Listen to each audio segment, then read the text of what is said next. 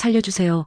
계단 아래 쓰러진 소년의 입에서 피가 흘렀다. 주변 학생들은 그저 바라만 봤다. 아무도 진실을 말하지 않았다. 강지훈, 학교 괴롭힘의 희생양. 두 대에 부러진 갈비뼈로 중환자실에 실려갔다. 민재의 산소 마스크 아래 그의 떨리는 입술에서 나온 한마디가 살인적 분노의 불씨였다. 아무도 모르는 쌍둥이 형이 있었다. 강지한, 차가운 칼이라 불리는 조직의 실력자. 손등에 건들지 마. 문신처럼 그는 자신의 것을 건드린 자를 용서하지 않았다. 일란성 쌍둥이의 완벽한 위장. 조직폭력배 출신 형과 권력으로 무장한 학교폭력 가해자들의 피할 수 없는 충돌. 그들은 잘못된 상대를 건드렸다. 그렇게 쌍둥이 형, 복수의 여정이 시작되었다. 차가운 눈빛과 무자비한 힘으로 무장한 형제의 복수극 지금 시작합니다. 잠깐 1초면 되는 좋아요와 구독 버튼을 눌러주세요. 영상 제작에 큰 힘이 됩니다. 병원 복도는 소독약 냄새로 가득했다. 지아는 중환자실 유리창 너머로 동생을 바라봤다. 산소 마스크를 쓴 지훈의 얼굴은 창백했다. 모니터의 심장 박동이 희미하게 깜빡였다. 바로 옆에서 간호사가 차트를 확인하는 소리만 들릴 뿐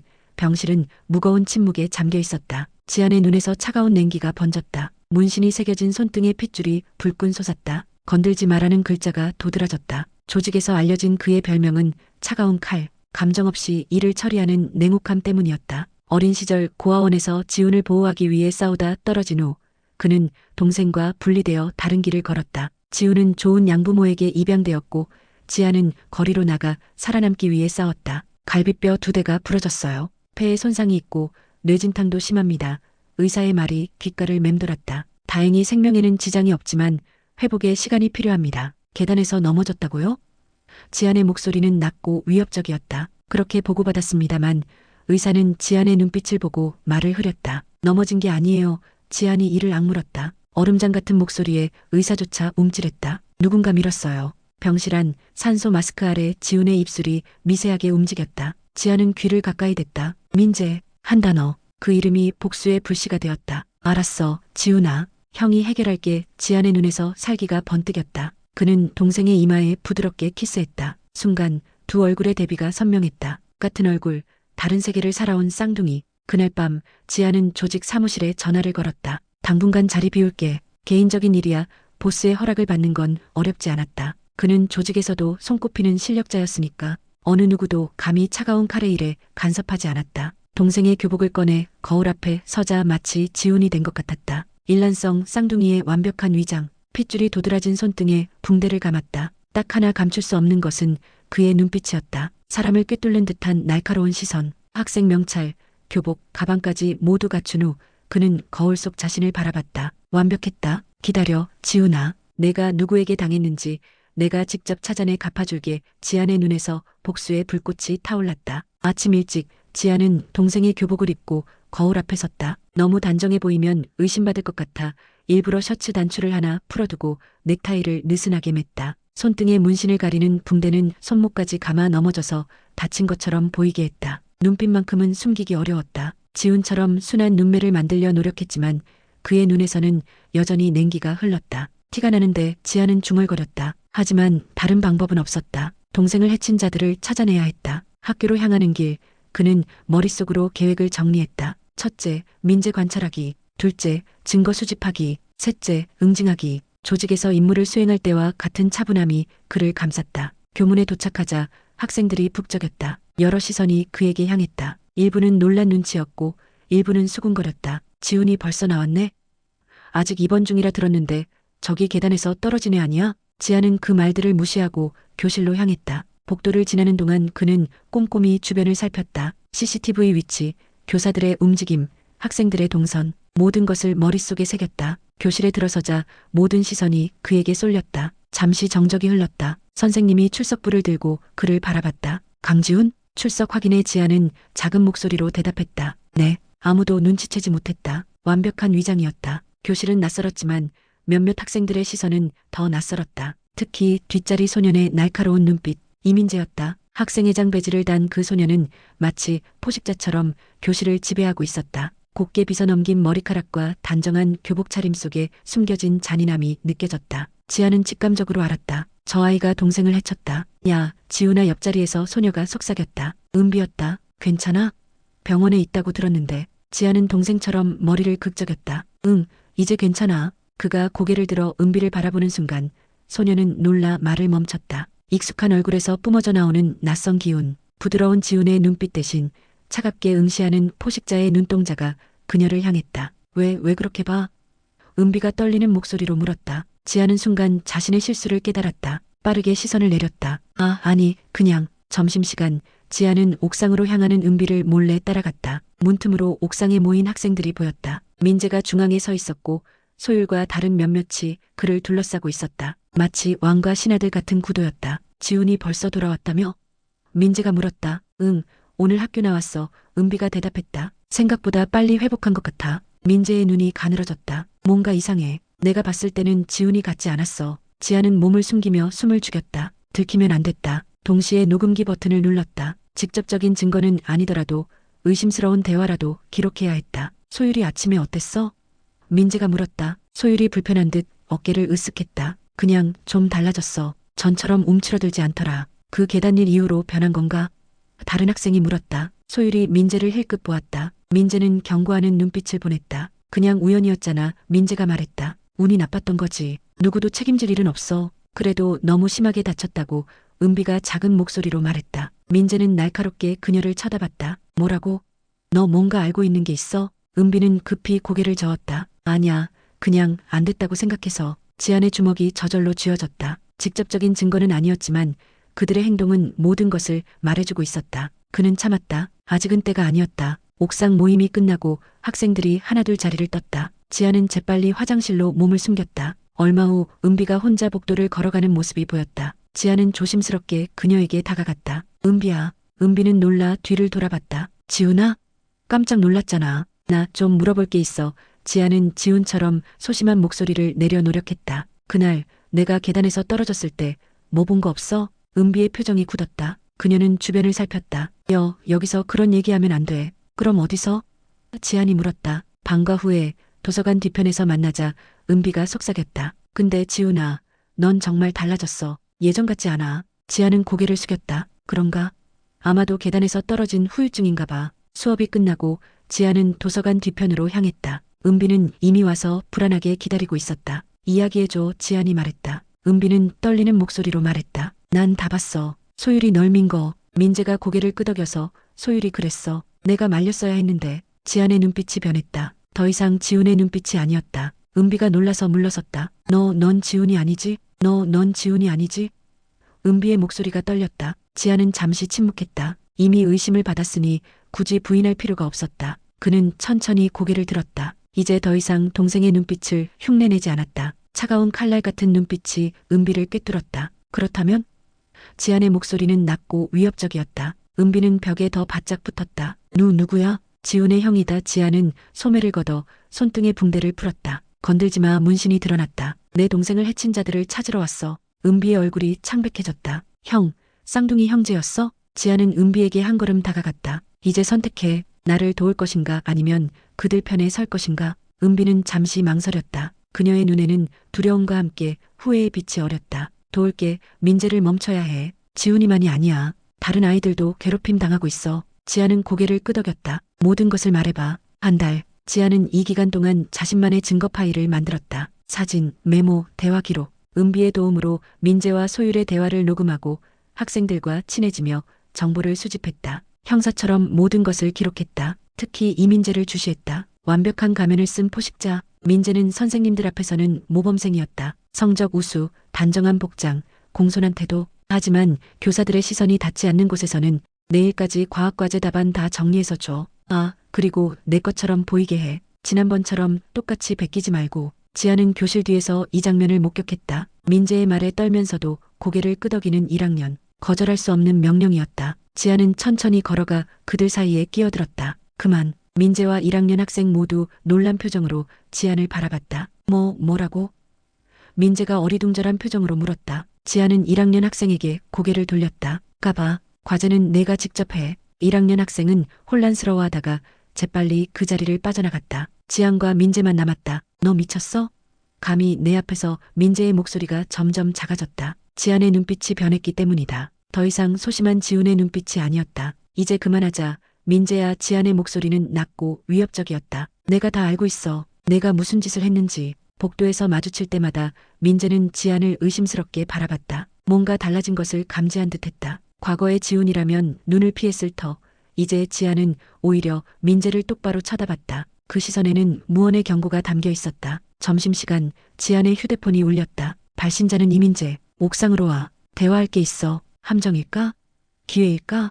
지안은 녹음기를 켰다. 이것이 결정적 증거가 될 수도 있었다. 그는 무기로 사용할 수 있는 물건이 있는지 주머니를 확인했다. 펜, 자, 교과서, 필요하다면 무기가 될 수 있었다. 조직에서의 훈련이 몸에 배어 있었다. 옥상 문을 열자 강한 바람이 불었다. 민재는 난간에 기대어 서 있었다. 소율과 다른 2명의 학생이 그의 뒤에 있었다. 지안은 즉시 상황을 파악했다. 출구는 하나, 적은 넷. 하지만 그에게 넷은 문제가 되지 않았다. 왔네. 민재가 고개를 돌렸다. 눈빛이 날카로웠다. 넌 지훈이 아니지? 심장이 쿵 내려앉는 느낌. 하지만 지안은 침착함을 유지했다. 왜 그렇게 생각해? 지훈이는 눈을 못 마주쳐. 항상 시선을 피하지. 민재가 한 발짝 다가왔다. 그리고 지훈이는 축구를 못해. 소율의 태클을 피한 방법.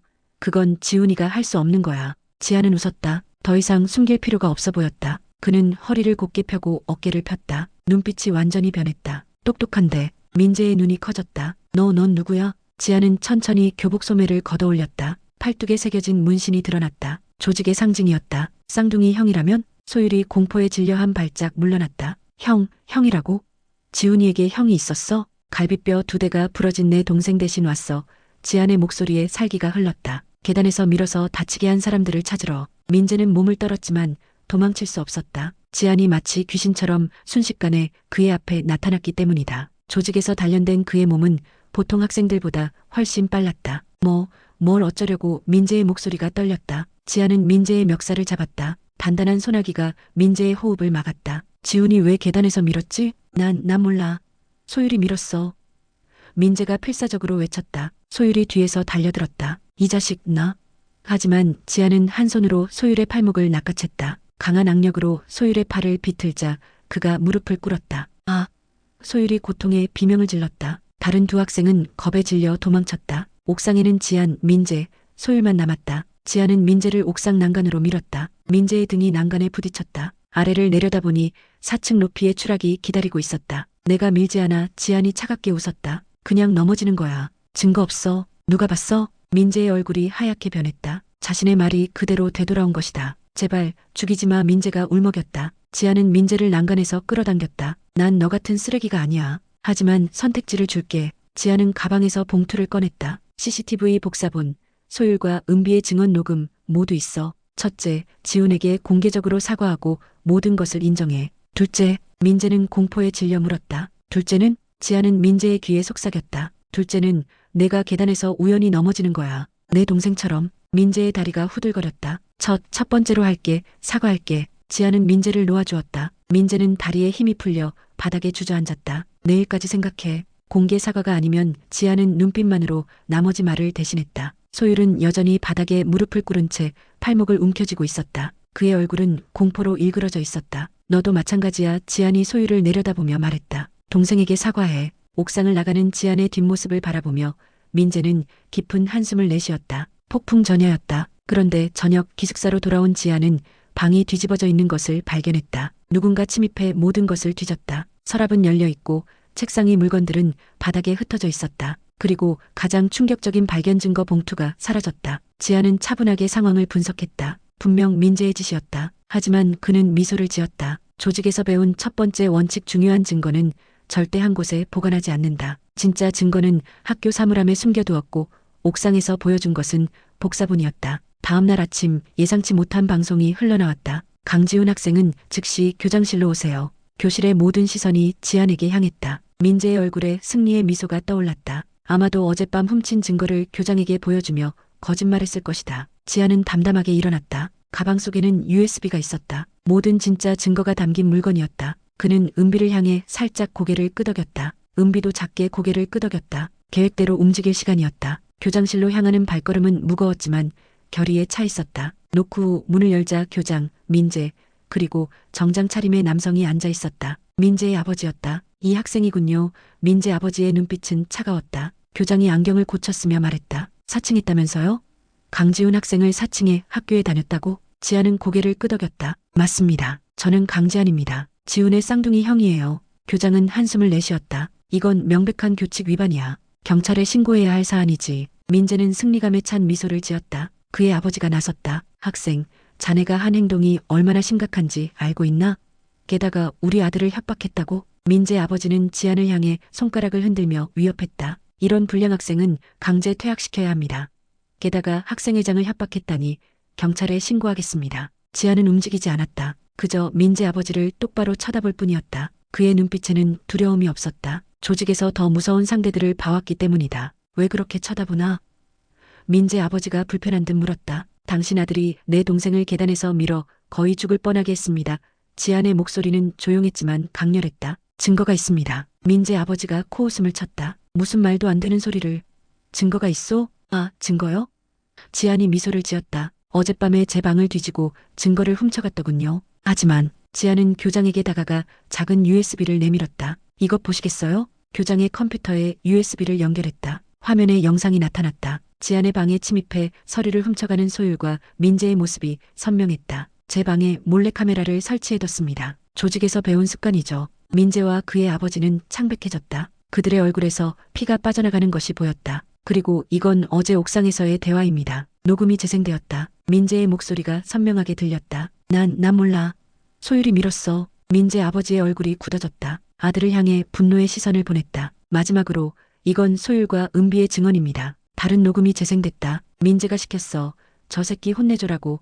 계단으로 유인한 것도 민재 계획이었어. 교장실이 침묵에 빠졌다. 지아는 마지막 카드를 꺼냈다. CCTV 영상이 재생됐다. 화질이 좋지는 않았지만 소율이 지훈을 미는 모습과 그 뒤에서 지시하는 민재의 모습이 보였다. 민재의 아버지가 의자에 털썩 주저앉았다. 이게 다 사실이냐? 민재는 말문이 막혔다. 증거는 명백했다. 그는 고개를 숙였다. 지아는 민재를 향해 천천히 걸어갔다. 그의 눈에서 살기가 번뜩였다. 민재는 공포에 질려 뒷걸음질 쳤다. 잠깐 학생.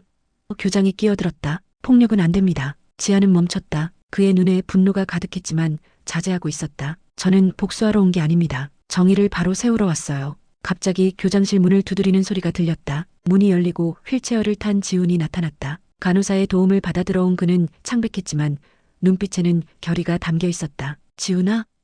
민재가 놀라 입을 벌렸다. 지훈은 천천히 고개를 들었다. 몇 주 만에 처음으로 또렷한 목소리를 냈다. 다 들었어, 민재야. 형이 녹음을 들려줬어. 지안이 동생 옆으로 다가갔다. 두 형제가 나란히 서자 그 닮은 모습에 모두가 숨을 죽였다. 같은 얼굴이지만 한쪽은 포식자의 눈빛, 다른 쪽은 피해자의 눈빛이었다. 계단에서 떨어진 게 아니에요. 지훈의 목소리는 작았지만 단호했다. 소율이 밀었어요. 민재의 지시로요. 지훈이 민재를 바라봤다. 왜 나를 괴롭혔어? 내가 뭘 잘못했는데? 민재는 말을 못했다. 지훈의 눈빛 앞에 모든 힘이 빠져나간 듯했다. 민재의 아버지가 일어섰다. 그의 얼굴은 분노와 수치심으로 일그러져 있었다. 내 아들이 이런 짓을. 그는 교장을 향해 고개를 숙였다. 깊이 사과드립니다. 제가 아들을 제대로 교육하지 못했습니다. 교장은 안경을 벗어 닦으며 깊은 한숨을 쉬었다. 이 일이 밖으로 새어나가면 학교 이미지에 큰 타격이 될 겁니다. 하지만 분명한 학교 폭력이 있었고 민재가 갑자기 자리에서 뛰쳐나왔다. 문을 향해 달렸지만 지안이 번개같이 움직여 그의 앞을 가로막았다. 민재는 지안의 가슴에 부딪혀 뒤로 넘어졌다. 도망칠 생각하지 마. 지안의 목소리에는 얼음장 같은 냉기가 흘렀다. 민재는 마루바닥에 주저앉아 울기 시작했다. 미안해. 정말 미안해. 그는 흐느끼며 지훈을 바라봤다. 더 이상 교만한 학생회장의 모습은 없었다. 그저 자신의 잘못을 깨달은 한 소년일 뿐이었다. 지훈은 지안의 손을 잡았다. 형, 이제 됐어. 지안은 동생을 바라봤다. 그리고 천천히 고개를 끄덕였다. 동생의 바람이라면 더 이상의 복수는 필요 없었다. 비록 그의 심장은 여전히 분노로 불타고 있었지만 지훈의 눈빛이 그를 진정시켰다. 제가 원하는 건 단 한 가지입니다. 지훈이 모두를 향해 말했다. 이런 일이 다시는 일어나지 않도록 해주세요. 다른 학생들이 나처럼 고통받지 않도록. 교장은 지훈의 말을 듣고 고개를 끄덕였다. 다음과 같이 결정하겠습니다. 이민재 학생은 전학을 권고하고 학교 폭력 예방 프로그램을 강화하겠습니다. 그리고 강지한 학생. 지아는 긴장했다. 자신도 처벌받을 각오가 되어 있었다. 당신의 행동은 교칙 위반이지만 동생을 보호하기 위한 행동이었으므로 처벌하지 않겠습니다. 지아는 고개를 숙여 감사를 표했다. 민재의 아버지가 지안에게 다가왔다. 학생, 아니 강지한 군. 내 아들이 큰 잘못을 했소. 어떻게 하면 용서받을 수 있을까? 지아는 차갑게 대답했다. 동생에게 물어보세요. 저는 용서할 생각이 없습니다. 민재는 휠체어에 앉은 지훈 앞으로 걸어갔다. 그리고 깊이 고개를 숙였다. 정말 미안해. 용서받을 수 없다는 걸 알아. 하지만 진심으로 사과해. 지훈은 잠시 민재를 바라봤다. 그리고 천천히 손을 내밀었다. 용서는 시간이 필요해. 하지만 내가 진심으로 변한다면 언젠가는 가능할지도 모르지. 3개월 후 봄이 찾아왔다. 지훈은 완전히 회복되어 학교로 돌아왔다. 이민재는 다른 학교로 전학 갔고 학교에는 학생들이 직접 참여하는 배려와 존중 프로그램이 도입되었다. 소율은 사회봉사 활동을 하며 반성의 시간을 갖고 있었다. 그는 여전히 지안을 마주칠 때마다 공포에 질려 도망치곤 했다. 은비는 방과 후 상담사가 되어 괴롭힘 당하는 학생들을 돕고 있었다. 그녀는 자신의 경험을 통해 다른 이들을 이해할 수 있었다. 지안은 더 이상 동생의 교복을 입지 않았다. 대신 검은 가죽 재킷과 청바지 차림으로 교문 앞에서 지훈을 기다리곤 했다. 조직에서의 일도 그만두고 자신만의 길을 찾아 나섰다. 검정고시를 준비하며 대학 진학을 꿈꾸고 있었다. 조직에서의 생활은 그에게 냉혹함을 가르쳤지만 동생을 지키기 위한 투쟁은 그에게 다른 삶의 가능성을 보여주었다. 학교 주변에 지안이 나타나기 시작하자 흥미로운 변화가 일어났다. 지훈을 괴롭히던 학생들은 모두 학교를 떠났거나 조용해졌다. 지훈에게 접근하는 학생은 반드시 지안의 냉철한 시선을 받아야 했다. 그의 존재만으로도 학교 주변의 분위기가 바뀌었다. 어느 날 저녁 지안의 책상에서 공부하던 지훈이 물었다. 형, 내가 물어봐도 될까? 지안은 고개를 끄덕였다. 그때 왜 그렇게까지 했어? 너무 위험했잖아. 조직에서도 문제가 될 수 있었을 텐데. 지안은 잠시 생각에 잠겼다. 문신이 새겨진 손등을 바라보며 천천히 대답했다. 넌 내 동생이잖아. 이 세상에서 유일하게 내 핏줄을 나눈 사람. 지안의 목소리에는 평소에 없던 감정이 묻어났다. 난 항상 널 지키지 못한 것이 후회였어. 우리가 헤어진 후 난 조직에 들어갔고 넌 양부모님과 살았지. 내가 괴롭힘 당하고 있을 때 난 어디에 있었냐고. 지훈의 눈에 눈물이 맺혔다. 그런 생각하지 마. 넌 항상 날 찾아왔잖아. 그것만으로도 난 힘이 됐어. 창밖으로 봄바람이 불어왔다. 겨울이 지나고 새싹이 돋아나는 계절. 두 형제의 새로운 시작을 알리는 듯했다. 거울 앞에 선 두 형제는 서로를 바라봤다. 같은 얼굴 하지만 이제는 다른 표정을 짓고 있었다. 지훈의 눈에는 더 이상 두려움이 없었고 지안의 얼굴에는 복수심 대신 희망이 담겨 있었다. 우리 진짜 닮았다. 지훈이 웃었다. 얼굴만 닮았지. 이제 우리는 각자의 길을 간다. 지안이 대답했다. 그의 손등에 건들지 말라는 문신 위로 새로운 문신이 더해져 있었다. 정이라는 글자였다. 그리고 학교 앞을 지나가는 학생들은 종종 교문 앞에 서 있는 가죽 재킷 차림의 남자를 보며 속삭였다. 저 사람이 지훈이 형이래. 조직폭력배 출신이라던데 들었어? 민재랑 소율이 저 사람 눈빛 한번 보고 기절할 뻔했대. 근데 진짜 멋있지 않아? 동생 위해서 학교에 잠입하고. 지아는 그런 소문에 귀 기울이지 않았다. 그저 매일 동생을 데리러 오는 평범한 형일 뿐이었다. 다만 누군가 그의 동생을 해치려 한다면 그때는 또 다른 모습을 보여줄 준비가 되어 있었다. 오늘 쌍둥이 형제의 이야기는 많은 것을 생각하게 합니다. 세상에는 겉모습과 다른 어두운 이면이 존재합니다. 학교라는 작은 사회에서도 권력과 폭력 그리고 정의의 문제가 얽혀 있습니다. 지아는 조직에서 배운 냉혹함으로 복수를 이뤘지만 결국 그가 진정으로 얻은 것은 새로운 시작이었습니다. 동생을 지키기 위해 시작된 여정이 자신의 삶을 바꾸는 계기가 된 것입니다. 지훈 역시 형의 도움으로 두려움을 극복하고 당당하게 자신의 목소리를 내게 되었습니다. 그들이 서로에게 의지하며 각자의 길을 찾아가는 모습은 진정한 형제애가 무엇인지 보여줍니다. 우리 사회에도 여전히 숨겨진 학교 폭력과 권력 남용이 존재합니다. 이 이야기가 피해자들에게는 용기를, 방관자들에게는 경각심을, 그리고 가해자들에게는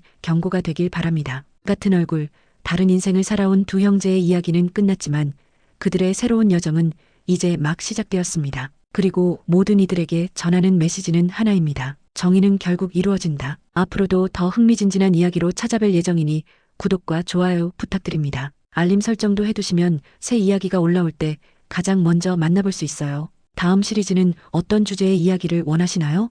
댓글로 여러분의 의견을 남겨주세요. 가장 많은 요청을 받은 주제로 다음 이야기를 준비하겠습니다. 그리고 이 이야기가 마음에 드셨다면 주변 친구들에게도 추천해주세요. 여러분의 작은 응원이 더 다양한 이야기를 만드는 원동력이 됩니다. 항상 감사합니다. 다음 이야기에서 또 만나요.